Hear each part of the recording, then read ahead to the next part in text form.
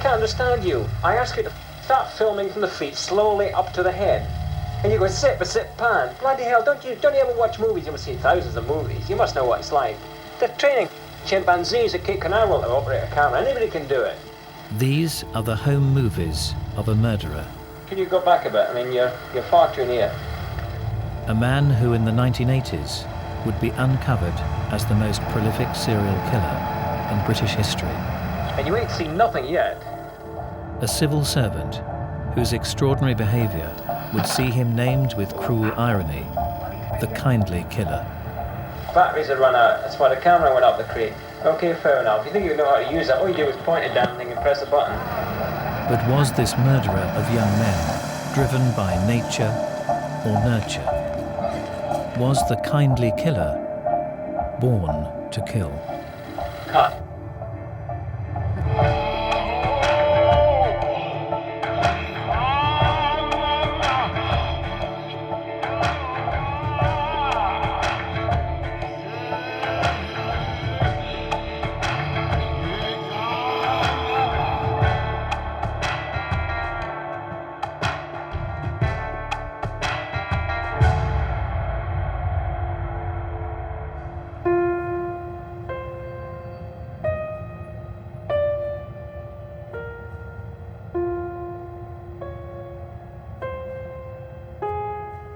In the early winter of 1983, we had a problem arise in the Muswell Hill area of London. It was initiated by us receiving a call for a blocked toilet. Number 23, Cranley Gardens, had been split into flats and bedsits.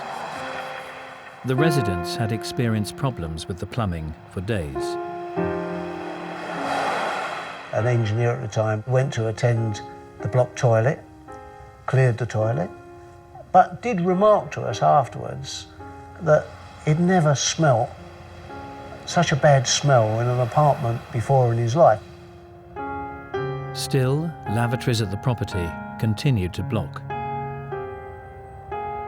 A plumber was sent around very urgently on Saturday morning, and he looked down in the drains beneath the house and he saw what he knew was not what should be there. He observed what he said looked like some butcher's prepared meat and a few bones. He discovered that what was blocking the toilets was actually human flesh.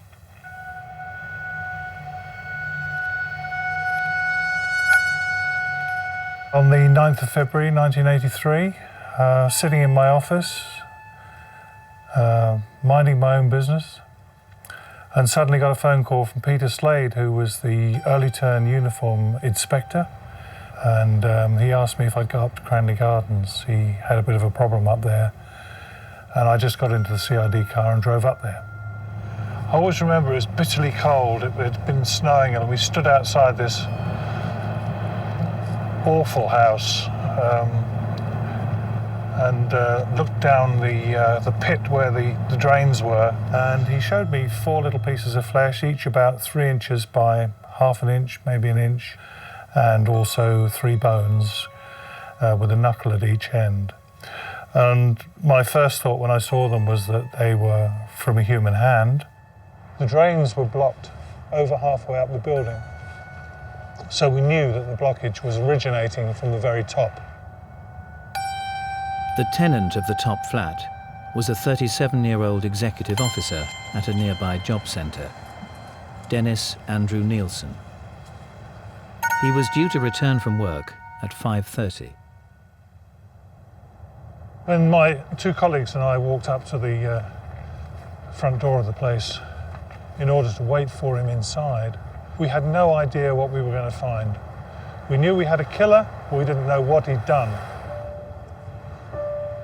Nilsen walked in, bang on cue at 5:30, and leading up to that, I had been thinking for 2 or 3 hours about what I was going to face.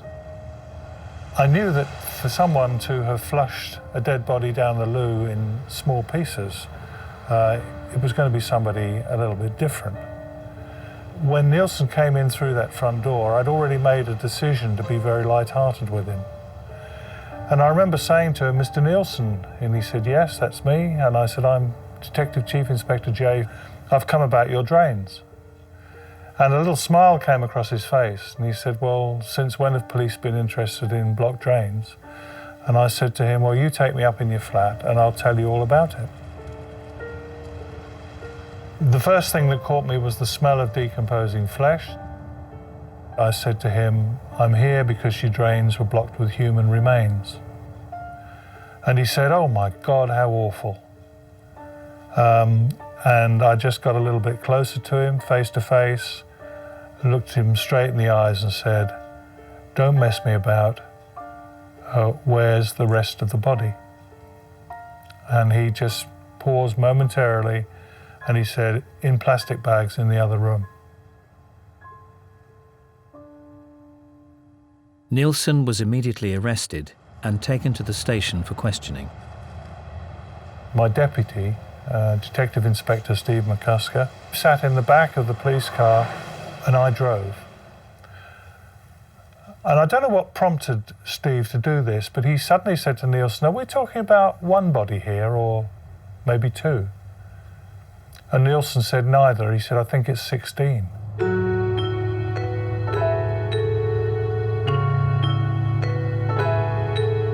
Well, I can remember the steering wheel in the car sort of shaking in my hands. The police hardly could believe their ears because this was all said in a very matter-of-fact voice, very dispassionate. Why dispassionate? Because this is a man without passion. His only passion came when he was in a murderous impulse, when he was overtaken by the other self.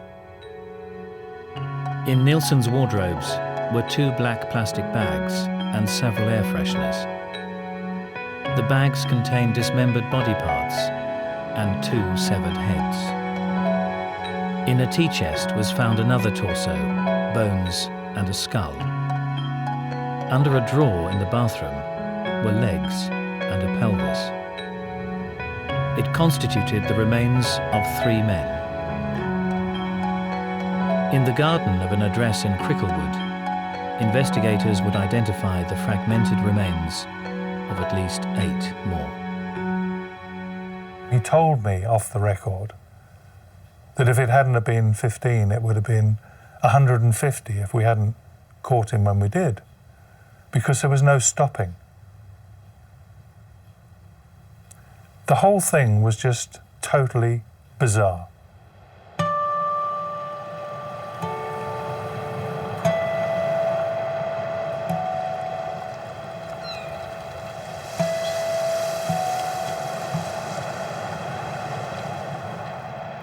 Dennis Nilsen was born in 1945 in Fraserburgh, a remote fishing community in northeast Scotland. His mother's family had lived there for generations. His father was a visiting Norwegian soldier. He was one of 3 children, the middle child. He had an older brother, a younger sister. He never really knew his father. Nilsen as a child was a bit of a loner. He didn't really have friends because everybody thought he was a bit odd. His mother said she could never cuddle him.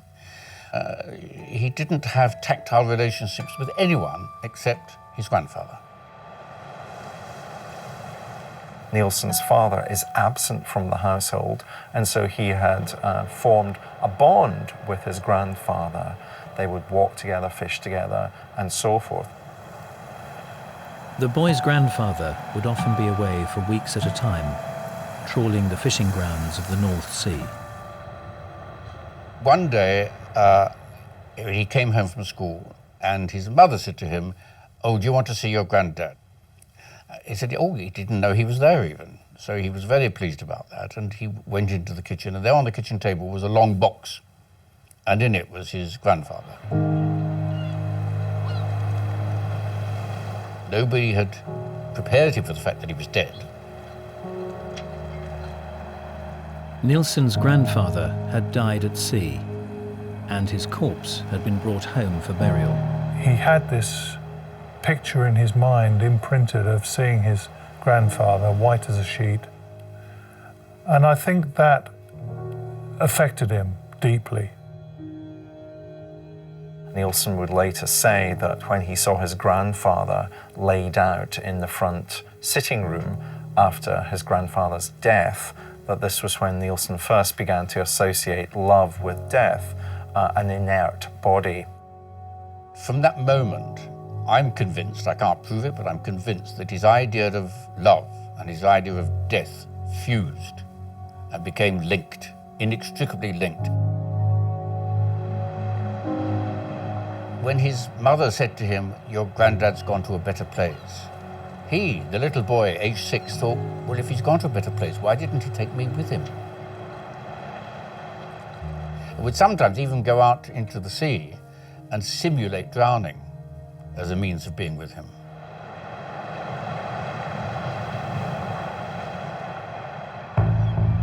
Aged 15, Nilsen would leave his home behind. Nilsen would join the army. Specifically, he joined the catering corps, which is, of course, where he'd learned his butchering skills that were going to be put to use in a different context when he's back in civilian life.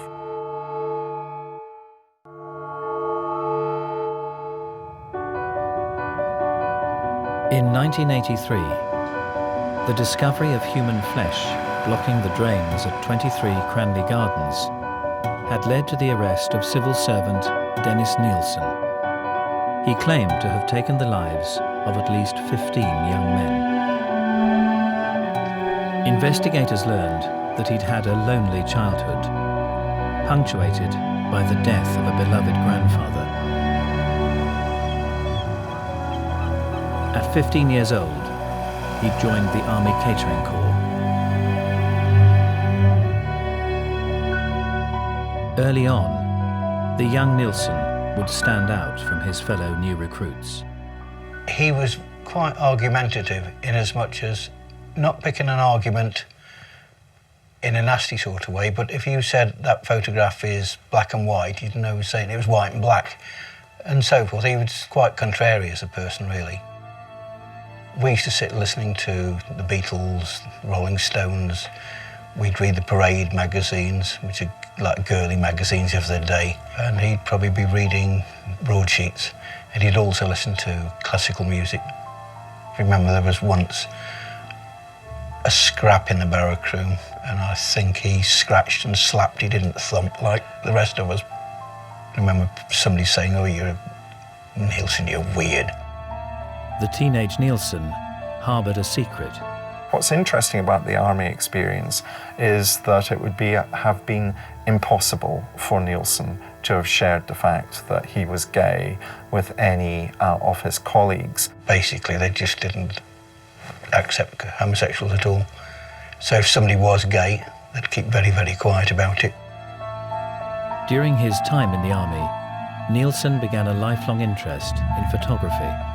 He maintained it was his hobby, photography, but it was much more important than a hobby. It was self-realization. He used to get his colleagues in the army to pretend that they were corpses, as if they'd been slain in battle, and he would take photographs of that. They thought this was a bit odd, but they went along with it. Nilsen would spend 11 years in the Armed Forces Catering Corps, rising to the rank of corporal. I think he was a bit of a bully underneath, but with his rank, you know, once he was in charge of a room sort of thing, I think he tended to bully a bit. But just before his 27th birthday, Nilsen would reject the familiarity and order of army life and strike out on his own.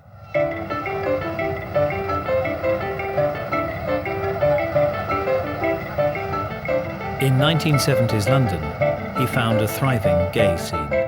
He's living in a large urban metropolitan area where clearly there are gay pubs that he would be able to visit for the first time. People were more friendlier back then. People were very chatty, and life in London was exciting at that time. He wasn't a bad-lucky man, and he seemed quite educated, quite good to talk to. He chooses his words well, fluently, but after a few minutes you'd realise that he's not talking to you or with you, but he's talking to himself, because he doesn't pay attention to anything except what he himself is saying. What are you doing switching the bloody thing on and off for? You never make a cameraman, you know. No. I'm not going to do anything pornographic. Nilsen joined the Metropolitan Police. This is not unusual for these individuals to seek out a profession of authority, whether it's a police officer or some other civil servant type job where they could have control over someone else. This is what is so stimulating to them.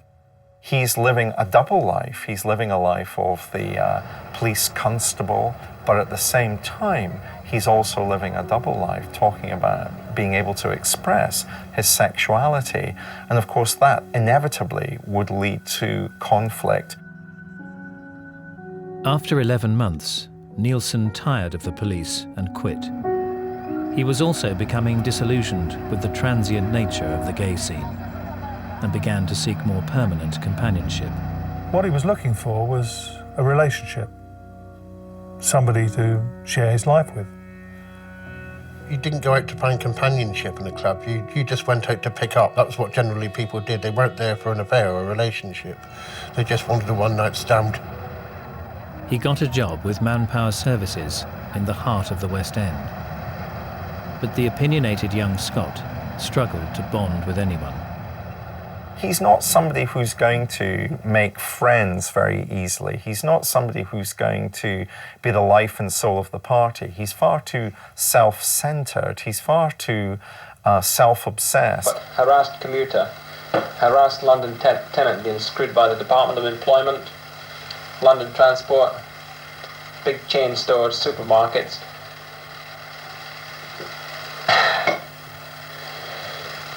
Can you, cut there, let me think. So he's got this quite isolated existence in which he finds it difficult to make friends, in which it's very difficult for him to socialize in any normal way, and that isolation would mean that he would return to his home and lose himself in alcohol. He was a drunk, frankly. I'm not sure he was alcoholic, but he did like to get drunk. Beer I cannot stand, I got it for free at the bottle party. No. And he would listen intently to music. Nilsen was more at ease with machines and objects than he was with people. So music was a way of controlling what was being heard.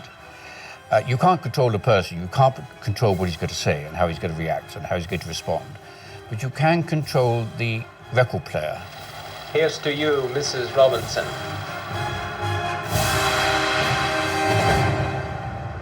In 1976, Nilsen meets a young drifter called David Gallishan. Gallishan is unemployed and living in a hostel. And although they're seemingly unsuited, Nilsen seeks out a flat for them both to set up home together.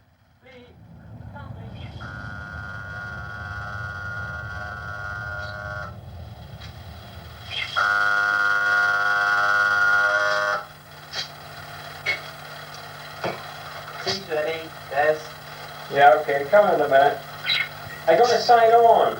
Oh yeah, I'm going to sign on today. I'll sign on again. Where's that bloody dog? It's been chewing my slippers again. Here it is. Chewing your slippers, so give it. I'll wring its bloody neck if I catch it again.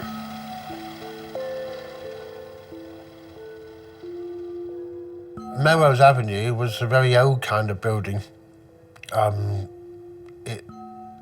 It had lots of furniture in it that looks as if it had been bought during the war, really. It was quite old. The carpets weren't very nice, and it was quite a run-down building. 1:10 last night. Son asleep, twink over there, me here. What happens? Crash, bang, what? Have a look, move the camera up there. Have a look at that.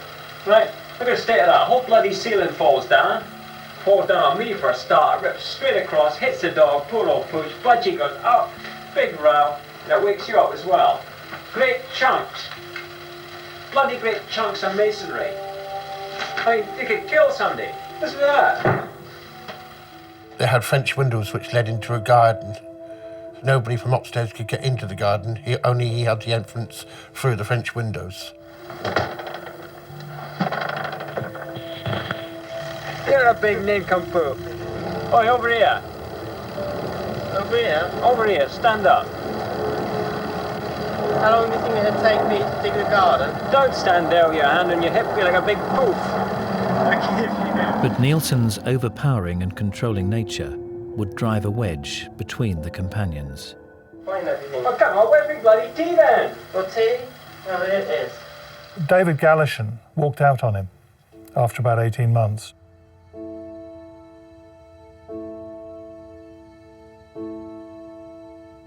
And that really hurt Nilsen, I'm sure it did.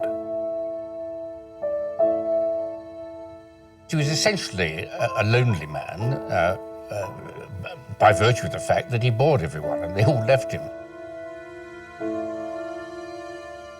So the thing he's searching for is companionship, a relationship, and it's the one thing that psychologically, sociologically, he's not set up to be able to do. You're a great pillock, Twinkle.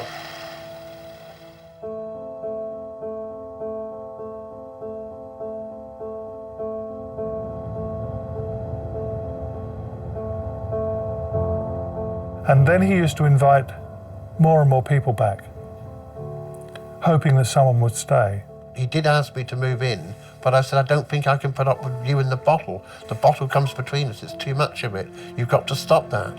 If you stopped it, you'd be a lovely, decent guy to live with. But he couldn't stop that. He couldn't stop that. He seemed to be very into himself. It was all him, him, him. He never hardly asked anything about me. Anything good you find in this kitchen is probably attributed to my having purchased it in the first place. Bloody light doesn't even go on. Can you go back a bit? I mean, you're far too near. Let's... The lonely Nilsen increasingly took refuge in his morbid private fantasies.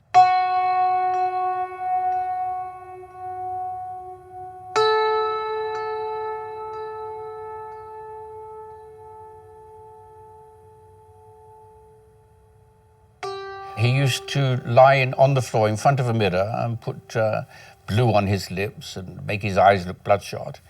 And he got satisfaction out of regarding himself in the mirror in that way. Not, I don't think, an emotional satisfaction, but a deep requirement of his nature, which was obviously perverted. He would make out he'd passed out and would fall to the floor. You know, and you go rushing up to him and he'd just be laying there. But I actually know that he wasn't asleep. He wasn't out. He wasn't passed out. He was awake. And he would stay there and he would stay there and you'd sit down, you could cook a meal, you could watch television, still be there. But I know that he wasn't asleep. You just know. And it would be in this position of a kind of arms outstretched position. I believe he was pretending to be dead. All the while, Nilsen continued to play the role of the unremarkable civil servant. He gets up in the morning, he's a civil servant, he goes to work, he comes home at night. He tends his garden, he cooks for himself, he has a dog which he calls Bleep. Beep! Come on. Woof, woof, woof. Come on, Beep, say something. So there's a sense in which these are the banality, the ordinariness of suburban life. Ooh, bloody finger, you great pillock. But of course, Nilsen doesn't really have a sense of how an ordinary life is actually what most people experience, because Nilsen wants to be extraordinary.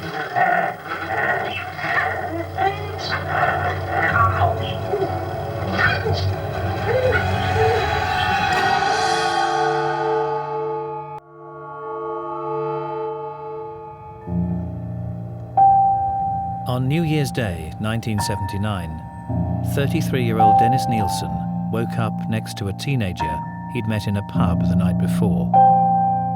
The lonely Manpower Services employee later claimed he couldn't face the thought of the sleeping boy leaving. There came a moment when the murderous impulse to keep this man, not to let him go, overtook him. Nilsen took a tie, wrapped it around the boy's neck, and pulled.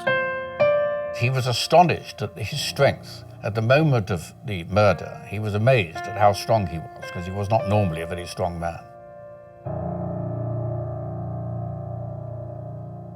Once the murder had occurred and Nilsen had before him a corpse, he then, in a very peculiar fashion, looked after the corpse.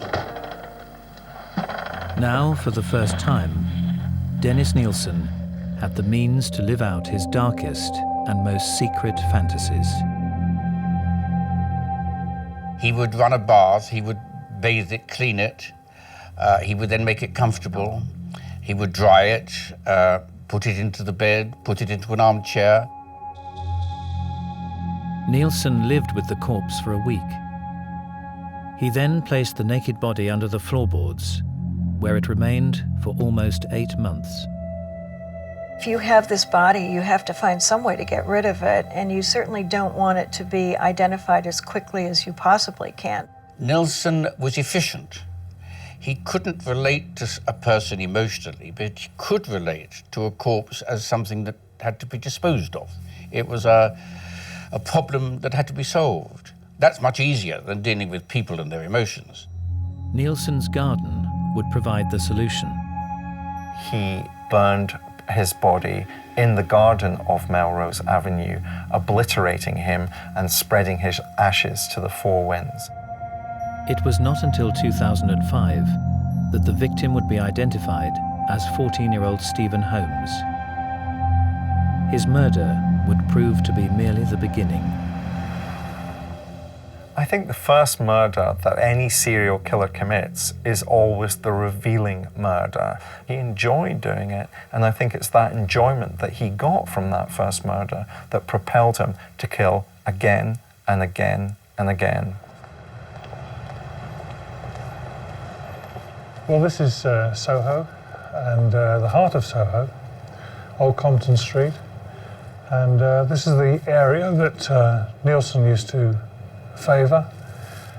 He'd come out in his spare time to this kind of area and to gay pubs in particular in order to make contact with people. So he had contact with a lot of youngsters who were coming to London thinking the streets were paved with gold and who were probably no fixed abode, may have run away from home, dropouts, that kind of person. The people that Nilsen went to meet were people he instinctively, with an uncanny knack, recognized as people who were lonely and would be most likely to accept an invitation to go home. Often there is no record of these people being reported as missing, and therefore he's tackling a particularly vulnerable group that many other serial killers target.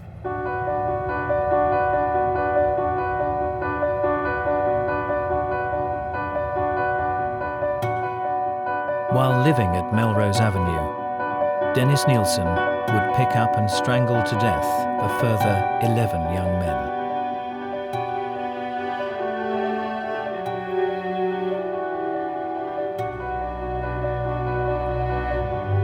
If you strangle someone, you feel it, you can touch it.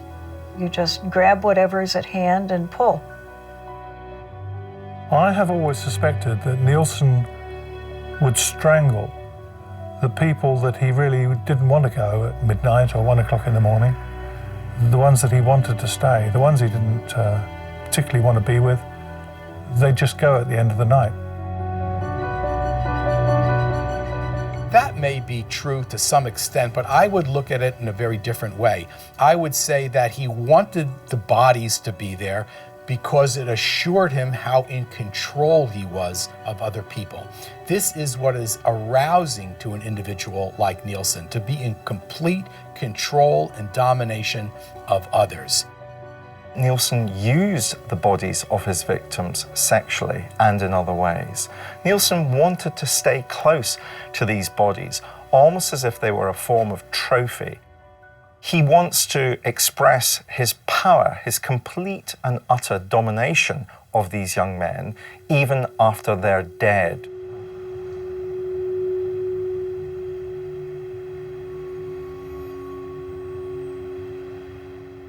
after he killed them, he would sometimes bring them out and put them in a chair and have conversations with them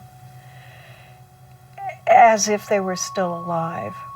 They can watch television with him. He can talk to them. He even would go so far as to come home from work and find the corpse sitting in the same armchair that he'd left him in that morning and saying to him, guess what happened to me today? So this was a substitute for real human company. Nilsen is so self-obsessed, so desperate for his opinion to be the only opinion that counts and matters, he finds it easier to relate, to have a conversation with a dead young man who isn't capable of answering back. He would then keep the corpse for quite a few days until they became unbearable. He would eviscerate them. He would put into the garden the spleen and stuff which might be proved impossible to live with, and then put what was left of the corpse under the floorboards. An obsessive-compulsive personality where somebody is attuned to details and orderliness and so on is very common in prolific serial killers because that personality trait will help them elude law enforcement. They're aware of forensic evidence, they'll clean things up meticulously, and so on. Ultimately, the bodies that were serving as Nilsen's companions would become an annoyance to him. They were in the way. He needed to get rid of them for a variety of reasons. Firstly, they'd smell. Also, they were an annoyance to him because he keeps wanting to bring more live young men back to his flat. I would actually stay there for the night or maybe for the weekend or whatever. All I can say is that the smell from Melrose Avenue, which you put down to dry rot or whatever, rising down, I don't know, animal smells. It smelled awful, it really smelled nasty. But nothing other than this really stood out, nothing at all. With no further room under the floorboards, the decomposing corpses were removed, cut into manageable pieces, and taken into the garden. In the middle of the night, he would have a huge bonfire in his garden, burning the remains, disguising the smell with rubber tires. And the local children came and danced around the bonfire because they thought it was all rather fun, having not the faintest idea what was going on, really.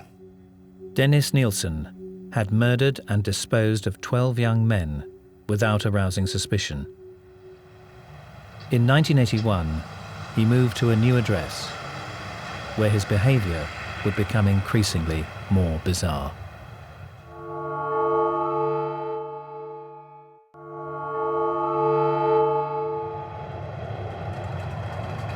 Between 1979 and 1981, civil servant Dennis Nilsen had murdered and disposed of 12 young men at his flat in Cricklewood.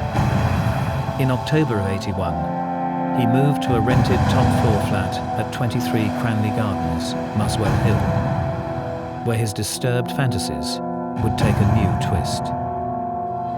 21-year-old Carl Stotter met the seemingly kind and friendly Nilsen at the Black Cap in Camden.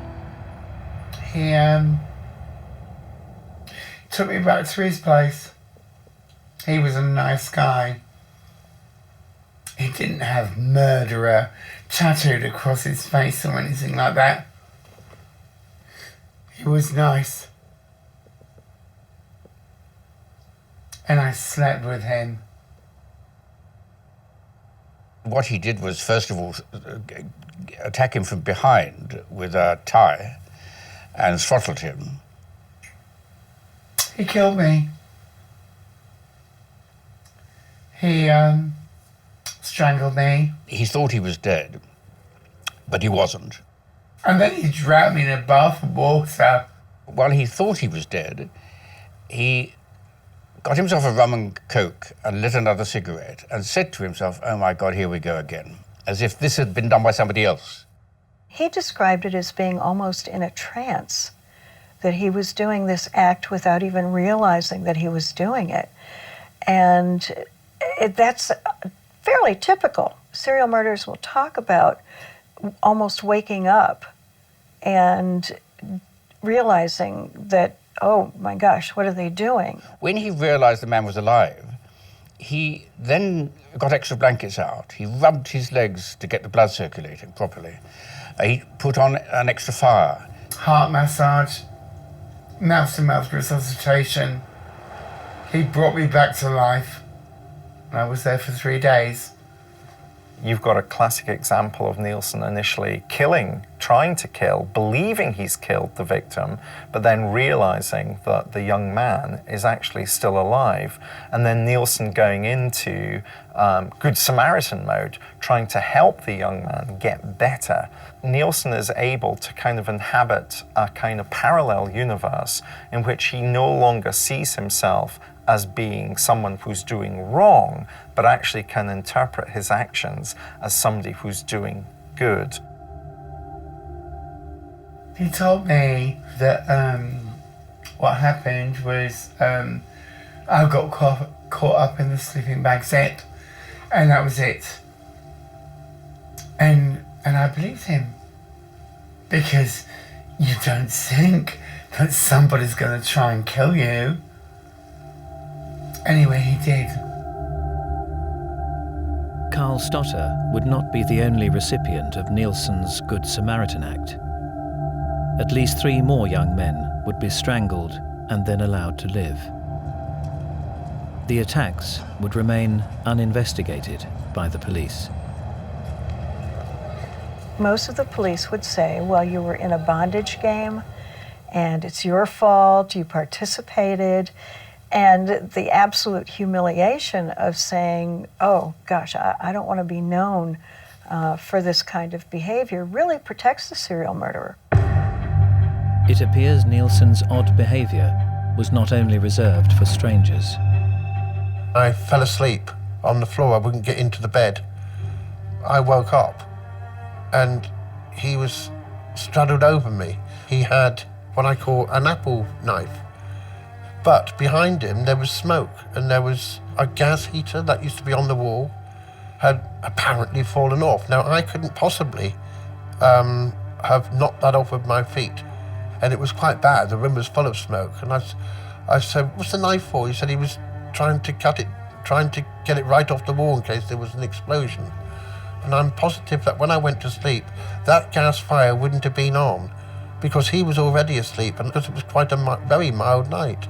That's all I remember thinking, but then again, thought no more of it.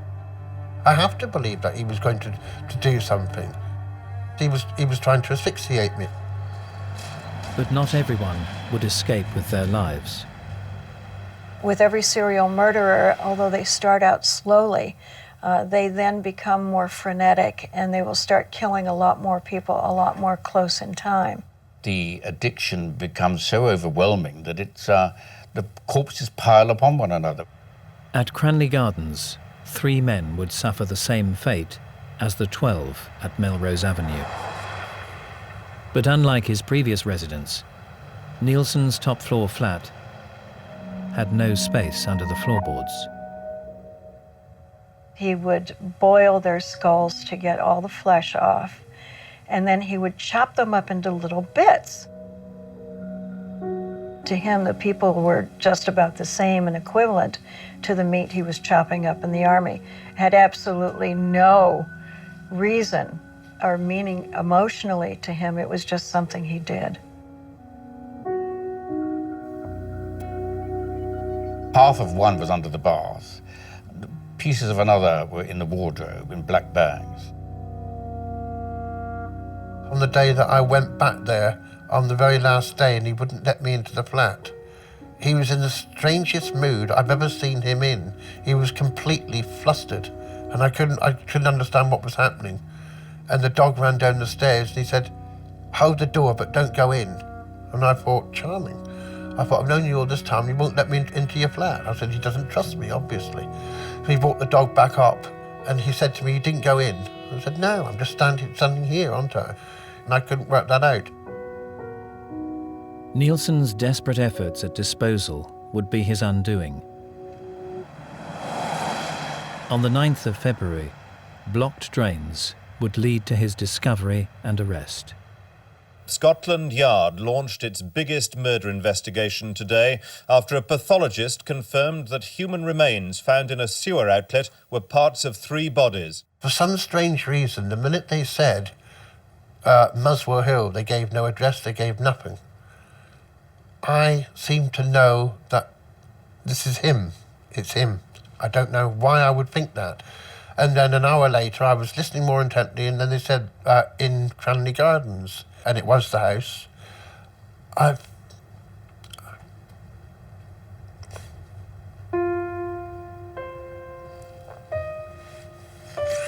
you stop it a second?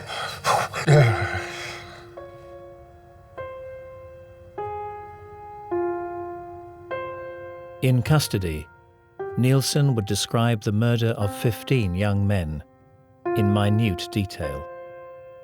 He saw no reason to get worked up about it. All right, if you've arrested me, so let's get on with it. Nilsen gave us every bit of information that he could think of. I mean, we interviewed him 16 times over the next few months.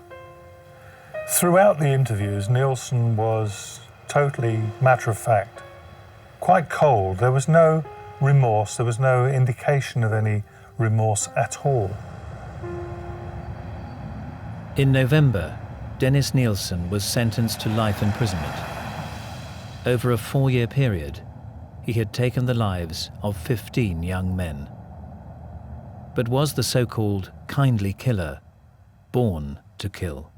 Dennis Nilsen was clearly born with a gene which was flawed and which was bound to cause problems in one way or another, just as some people are born with a gene which makes them prone to anger or to jealousy. Nobody is born with an inevitability about his future. The future is shaped by the experience. It may shape the gene which is flawed, but that is not the same thing as saying that there is evil inherent.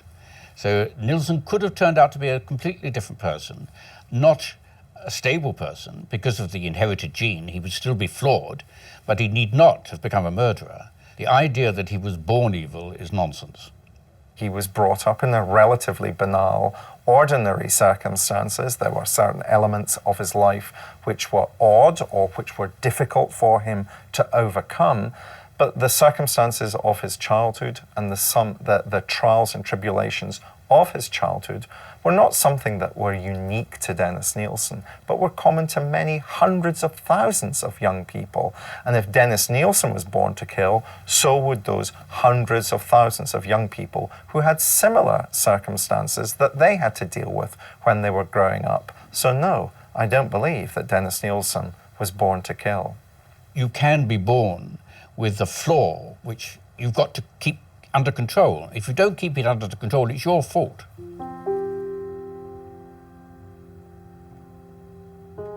I don't think he was born to kill, but certain circumstances made him that way. Des was a necrophiliac. He was a control freak. I think if he couldn't get what he wanted from a person, like some nights he couldn't with me, then he would, if he wanted it, and he was drunk and he was in the mood for it, and I mean sex, then he would do something to get it, go out of his way to get it. He would, whatever it took. I think all of these people are to a large degree born to kill. It's a biopsychosocial problem, but biology, in my judgment, has a very large component. We don't know exactly what the specific biology or neurobiological problem is, whether it's genetic, hormonal, chemical, electrical, brain damage, a combination of factors. But there has to be a number of things to go wrong in order for a serial sexual murderer to be created.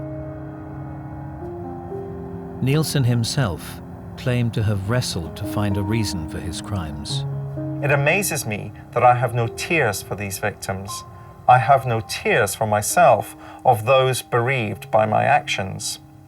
Am I a weak person, constantly under pressure, who just couldn't cope with it, and escapes to wreak revenge against society through the haze of a bottle of spirits? Or maybe it's because I was just born an evil man. Self-serving crap. For me, this is just specious nonsense, self-serving nonsense to try and justify his behaviour. He's nothing. He's a liar. He's taken human lives.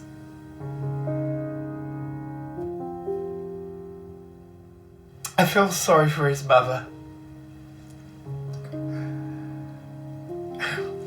To give birth to such a monster.